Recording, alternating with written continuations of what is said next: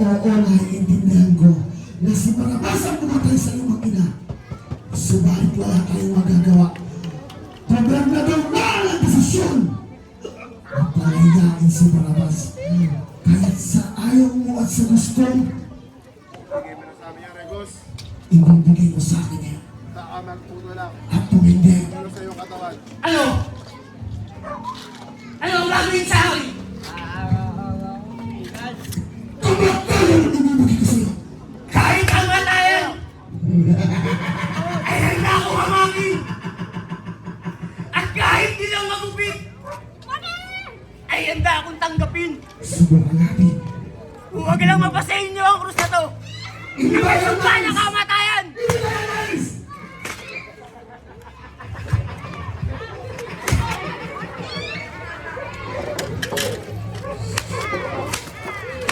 Sadyang matigas ang iyong pagkakalas.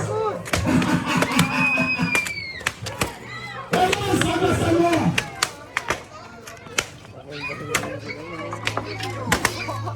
Ano ba ang nais mo dito sa Congress?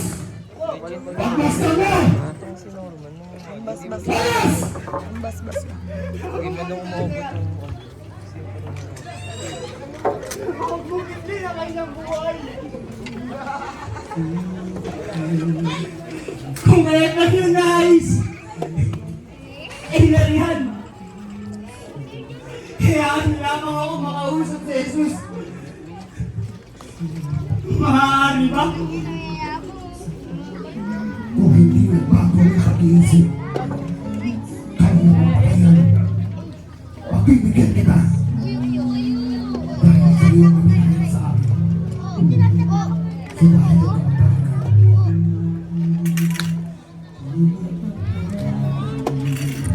Jesus, Chan. naniniwala ako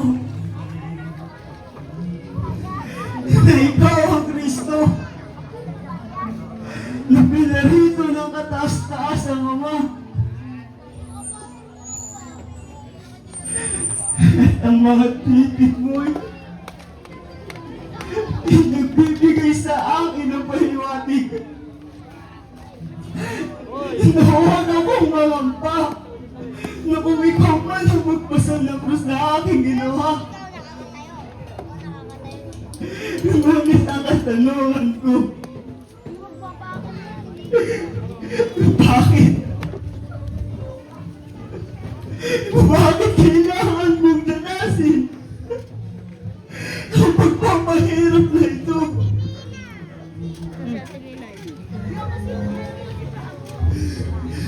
Kaibigan, ang iyong mga nasasaksiyan ay kagustuhan ng aking ama. Upang matupad Hindi lang kita yung mukha ko. Kamaya na. ang kasulatan na tumasin ko ang sala ng sanlibutan. Kung ngayon ako'y nagagayak na isa akong kasangkapan upang matupad ang nasusulat. Kaya ito ako ngayon nakikiusap sa'yo na hinumin mo ang puhot at galit na lumuho sa aking puso. Sapagkat ayokong mabuhay sa mundong ibabaw. Kami nilatay ang puhot at galit sa aking puso. Ayokong mabuhay na gano'n. Ito ang inusap, Jesus. Kaibigan, palayain mo ang iyong sarili. Tanggalin mo ang galit sa iyong puso. Sapagkat pag-ibig ang mananaig sa buong sangkalupaan. Matagal ko nang pinatawad ang iyong mga kasalanan. Kumayo ka, ngunit kabubahan mo.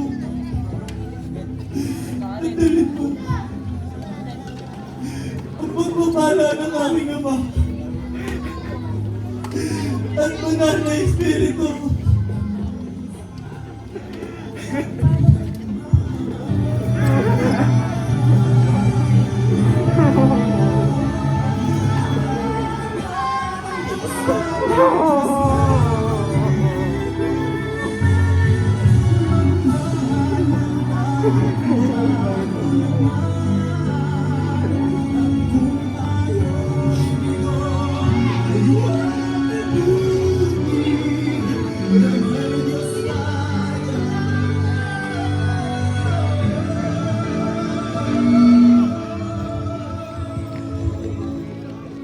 Sige!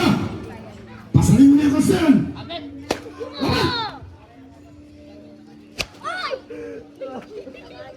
Giyamit!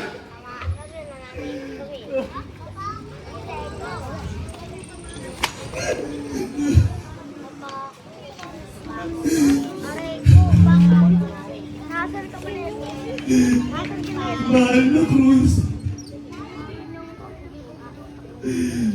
Ikaw na banal na kahoy. Na itinangin ang aking ama. Sa bawat tibok ng aking puso. Ikaw ang lagi kong hinahanap. Sa bawat buntong hininga. Ikaw ang lagi kong ninanais. Hindi kita ituturing na isang pasanin. Hindi isang banal na dambana na itatala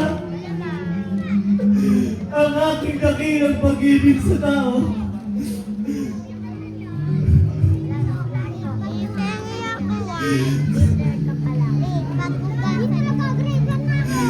Kayong mga anak ng dusa,